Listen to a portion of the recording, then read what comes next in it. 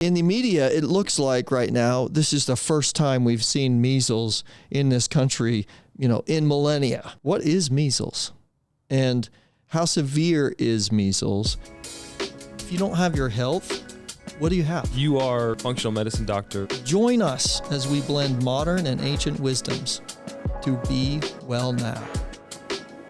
What do you want people to know about measles, which seems to be the hot topic going around right now? Yeah, right now, the biggest thing I think that I'm seeing a lot all over social media and in responses and chat groups and everything, I'm seeing lots of fear, lots and lots of fear. And one of my educators, a teacher when I was in high school, has been posting a number of things as well.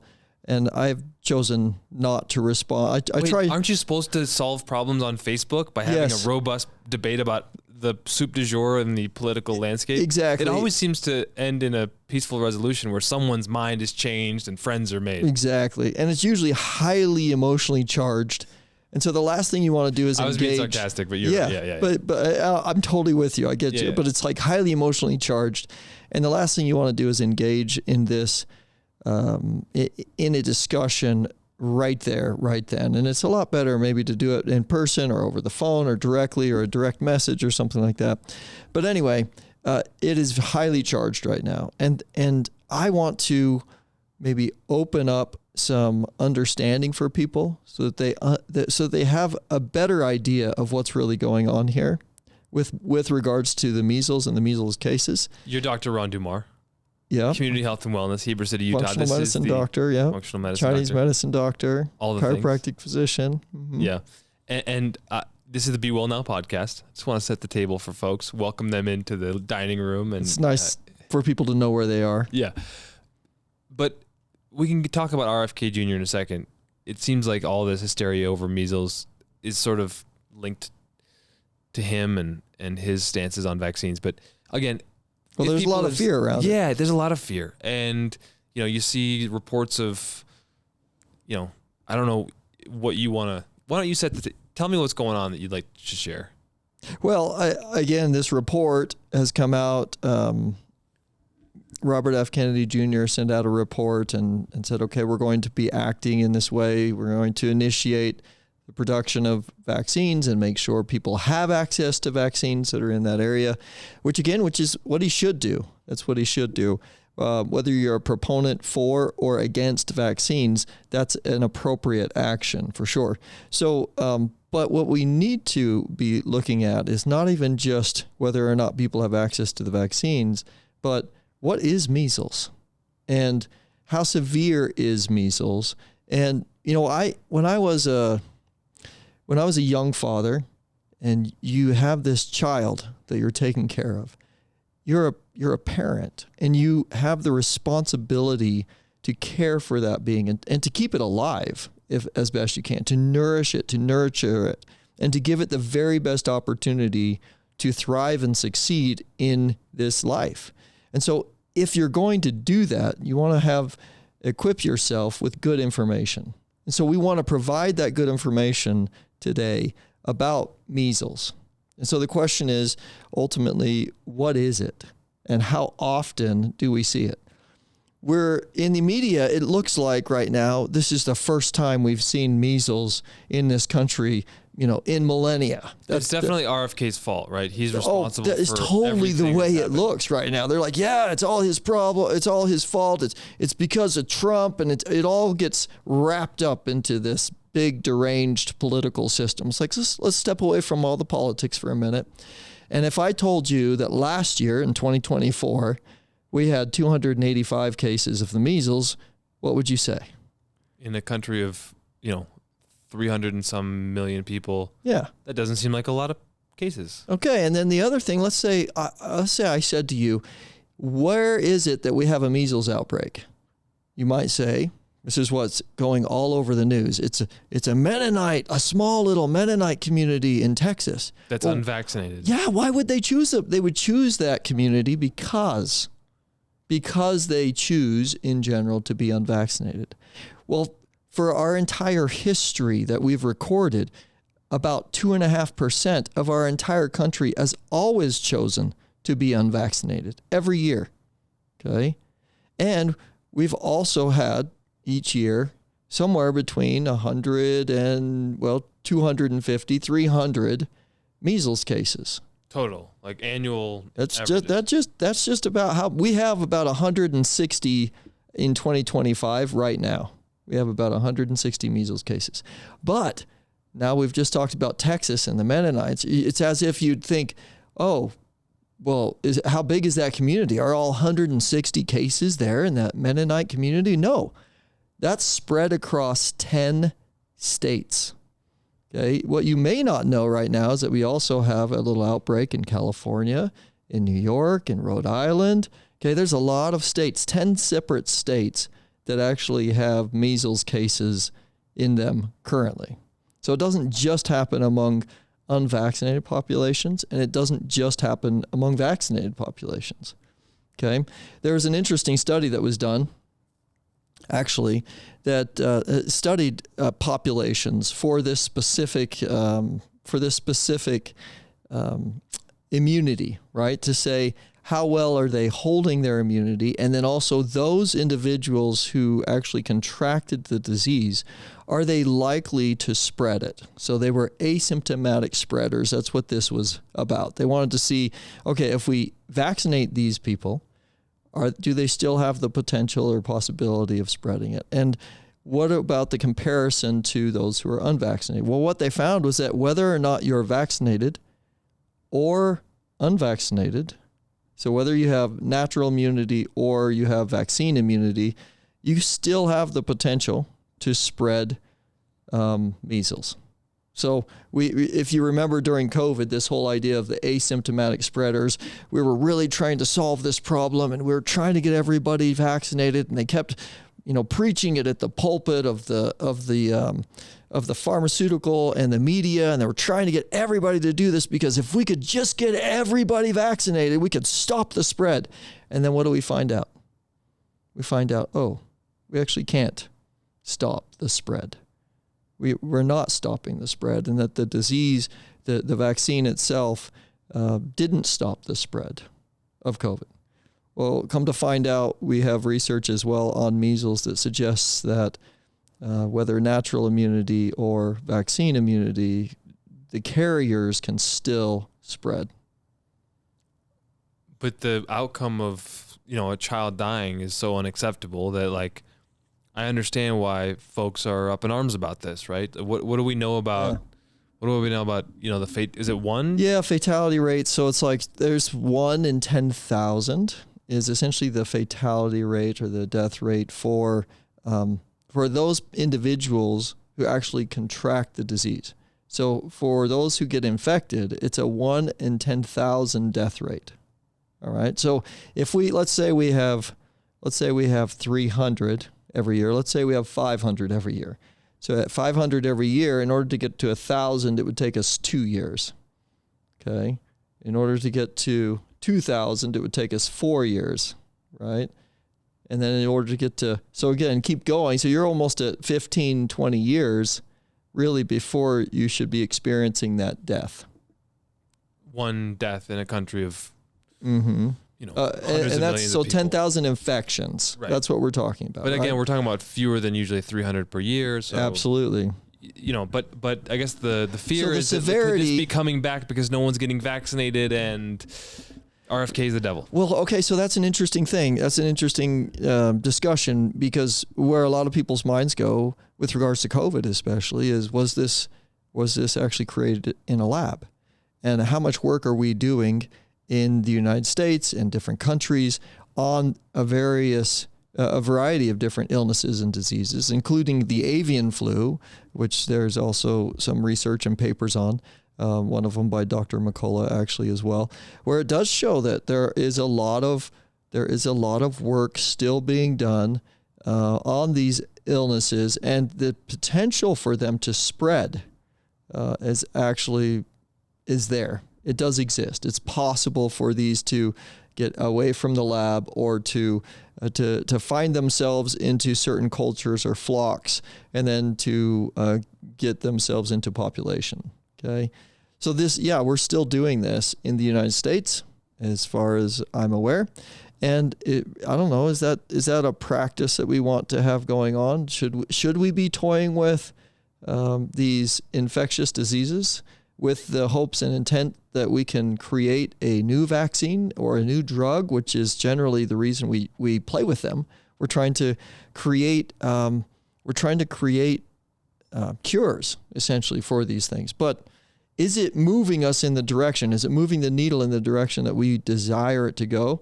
Or should we be looking at doing things in a different way? I think that is really the question. So just to give you an idea of probably where a lot of our viewers are as well on this, I mentioned that we usually have about 2.5% of the population that chooses not to get vaccinated. We have various populations in different states that due to religious reasons or for whatever other purposes, they choose not to vaccinate. That number has grown. That number has grown now to where it's almost 10%. And now you start thinking about the numbers and the size and what we're talking about. Okay, the number of people who have chosen not to get vaccinated, according to a traditional vaccine, the method, the way that we know it to be, they choose not to do that method. And that's getting near 10%. Well, if we have 330 million people, that's a lot of people that are choosing to not vaccinate. So back to the measles, serious. I mean, fever, runny nose, rash. Yes, you have someone who has it can be miserable. Yeah, well, yeah. And maybe? Yes, it can be, for sure. And I remember as a child, as a young father, I took my child into this. I wanted him to go to school. And so if you choose not to vaccinate, you have to be interviewed by the nurse, by the local nurse. And so she was showing me all these different pictures. And I said, I'm a physician. I'm a natural health physician. So you can go ahead and show me whatever you choose to show me. I've seen all the pictures or whatever before as well. And to be honest, a lot of those really, when you look at them, I would say they're not truly representative either of what we generally will see day in and day out and what we will experience, your typical experience. They usually will show you the most severe of cases, and oftentimes even cases that are not representative of what the actual condition is. AI, I think you have to watch out for that right now too, because a lot of images are being sent around. I would call it fear-based images are being sent around to try to motivate people to maybe get vaccinated or for whatever purpose. But there's a lot of fear that's out there, and we don't need to engage in fear. You can go think about the way that our parents, every single member of our society was contracted measles. So if you were born before 1957, it was assumed that you contracted measles, which meant it was just something everyone went through. It was a rite of passage. And were we concerned entirely about the massive death rates and everything? No, we weren't, because it was generally considered to be a benign childhood illness that we all went through. And you can watch a show, a portrayal. There's a little Brady Bunch clip on YouTube. I sent it to you before the show. Yeah. I had a good laugh when I saw it. But it shows you the mindset of the people during that time with regards to measles. They were stoked they got to take school off. The kids were like, hey, man, if you're going to get sick, you can't beat the measles. They're on their bed playing a game, and their mom brings them in breakfast, and they're stoked to be home from school. They're a little red in the rash. face. Yeah. And it went through the whole family. And then the statement they made is, well, now we know we're done with the measles. Right? That's the point. Well, now we know we're done. And we've talked a lot about having a robust immune response, right? That's what we want. It's not about not getting sick. It's about your body having a robust immune response so that it can build properly those antibodies, so that it can develop the intelligence within itself to fend off any potential infection to come in the future. And measles is one of those. If you have had measles, natural immunity, it's assumed that you have immunity for life. There's another interesting study that was done. They wanted to test how well, and they did this among medical students actually, but they wanted to test how well immunity worked or how well sustained it was for those who got vaccinated versus those who chose to have natural immunity. Well, it came out that the vaccinated population had a failure rate of 20%, which means, okay, consider the fact that we vaccinate the entire country. 20% of the country would fail, would have a failure rate, right? Meaning that their immunity would wane. And so they would have a susceptibility to the measles just simply because that's the way it is. Now, natural immunity, those who allowed their bodies to just get the measles and fight it off and have a robust immune response, it showed that it had a 6% failure rate. Okay, so these individuals have a 6% failure rate, which means that natural immunity in research actually outperforms vaccine immunity.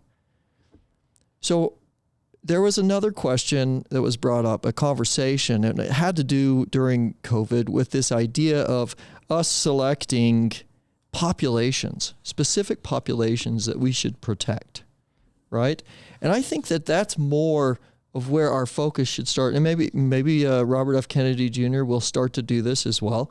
But we really need to turn our sights towards what is in the best interest of me and my family or my family member, given their age, their circumstance, their health status, right?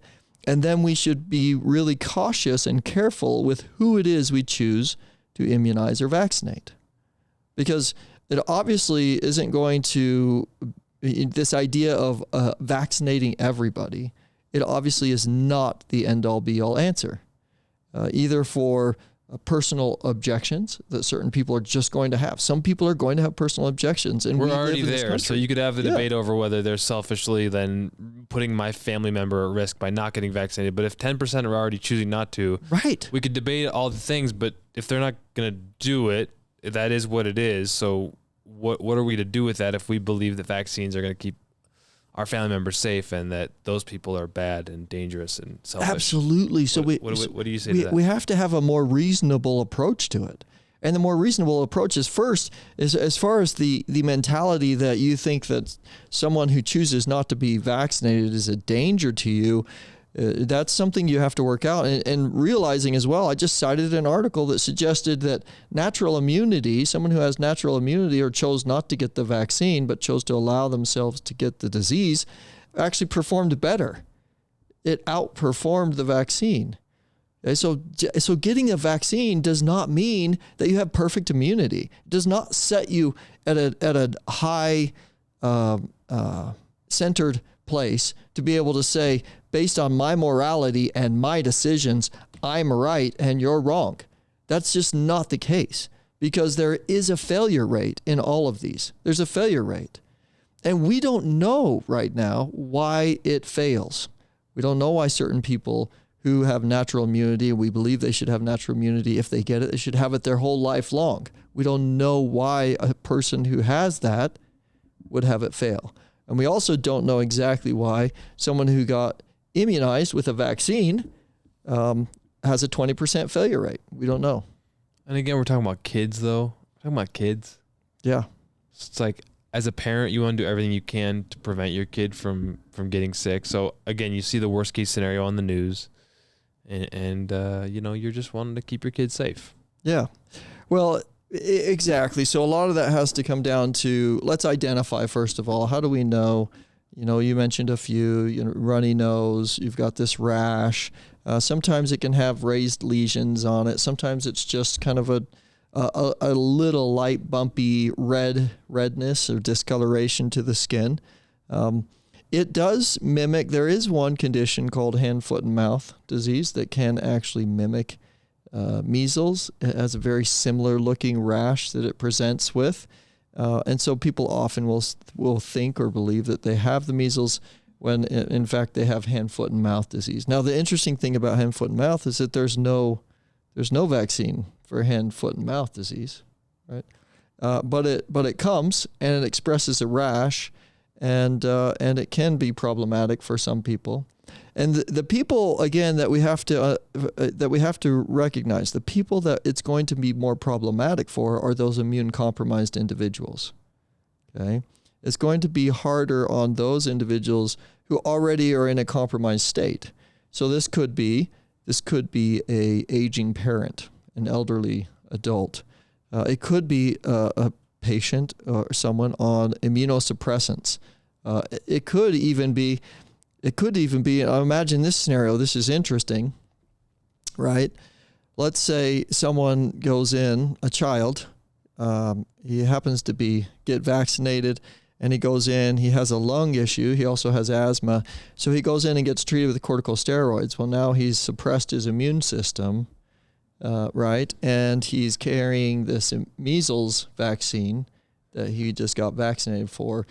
But he feels pretty good now because he's on this steroid, which has subdued his immune response. But now he's able to shed and spread.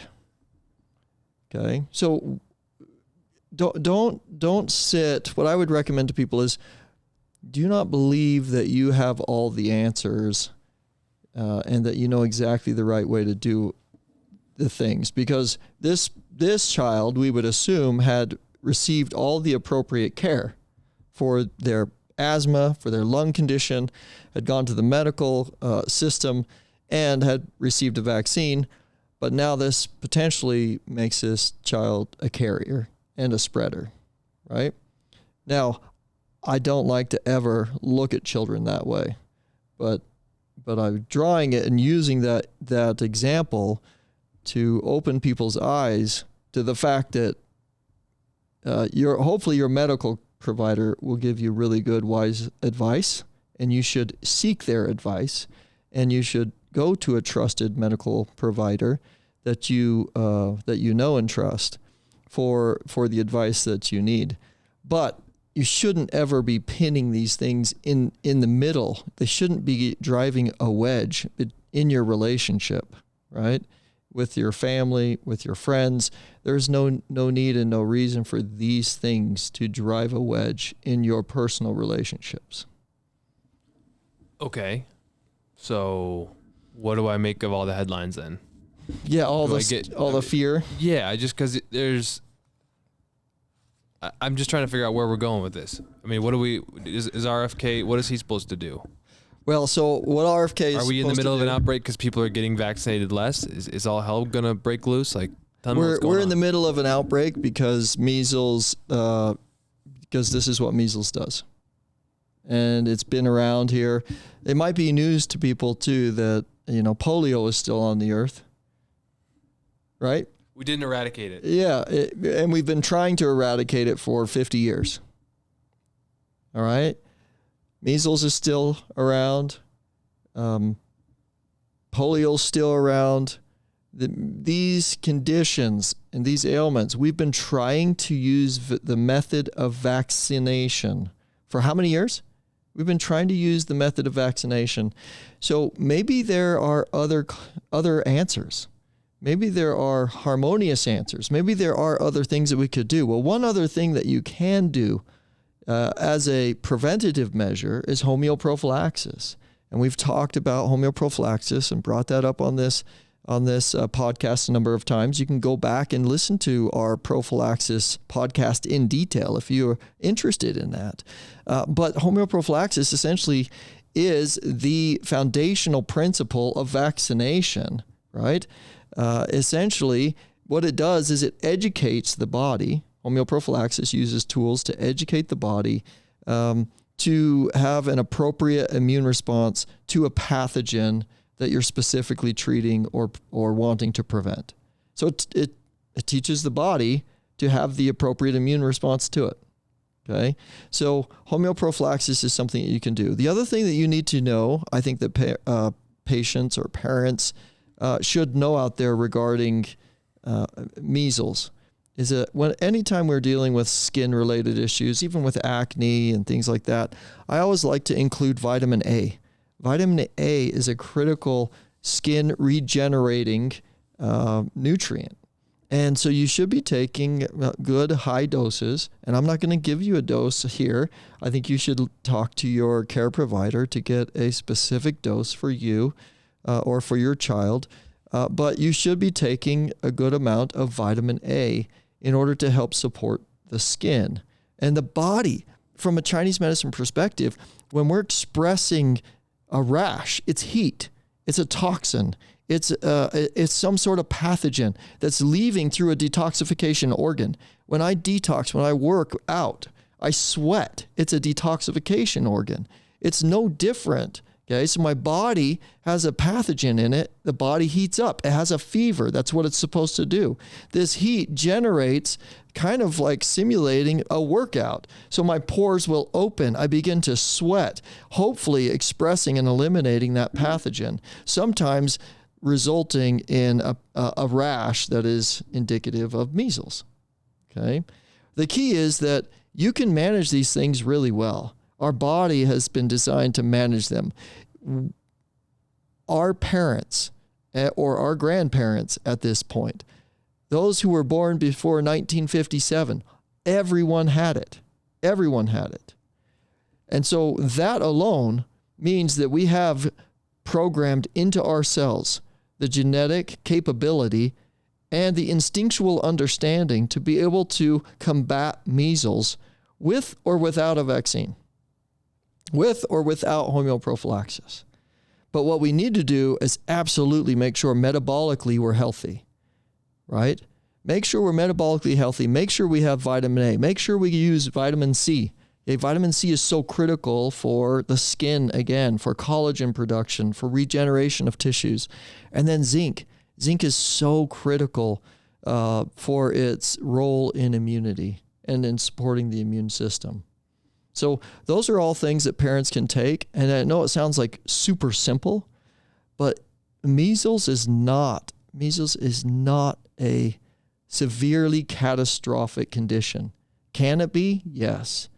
But usually we will see those severe conditions in areas where people are malnourished. They don't have the food. They don't have the resources. It's a war-torn country, things like that. So make sure that your nutrient levels, your health is up to date and optimized, that you've met with a natural health physician, and that you know that you're in a good state of health overall. And you'll be ready. Your body will be robust to fend off the measles. And it sounds like the one-size-fits-all measure is that, like, not everybody can do that, right? Like, it's just the truth. So there's going to be people who will have these severe outbreaks, and it'll be a tragedy, and it'll make headlines, and it'll inspire a lot of fear. Yeah. And but maybe for the folks who are listening, they can be a little proactive on this, and help their kids supplement. And it's tough, getting the kids to take anything seems to be a challenge for me.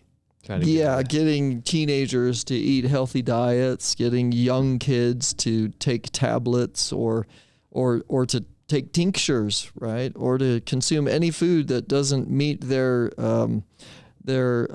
lingual fancy. Yeah, that's a good way of putting it. But, kids are adaptable, I find. Especially when you give them very few options. That's true. Yes. Yeah. And one of the options is you could fast. Yes. And that is an option, yeah. Like, you could live like 30 days without food, dude. Oh, that's funny. So you have that option if you don't want to eat. Yeah. Anyway, anything else you want to add on this episode of the Be Well Now podcast? I think that we've hit the points that we need to hit. I think staying hydrated is really important. I think one other tool that we like to use here is ozonated olive oil for any sort of rashes or skin conditions. That could also be super beneficial. Just remember, go forward into this with confidence. Go forward with confidence, with the ability and the knowledge saying, I'm going to choose to be healthy now. I'm going to increase my ability of my immune system to fend off any pathogen, whether it's measles or anything else. If we are creating things in labs at this point, we don't know what we're dealing with all the time. So we just have to make ourselves as robust as possible and take the advice of a trusted health practitioner that you know. That's all I have to say. Thank you. The crowd goes wild. Thank you. Well, that was very nice. You've been giving me these wild crowd cheers recently, so. And then that's the cue to wrap it up. That's the music? The music, yeah, it's a soft. Hello. So it wasn't one of these. It was like. It's riding off into the sunset. This is the one that I wanted to play. Hey, be well now, everybody. Thank you for listening, and namaste. Namaste, everyone.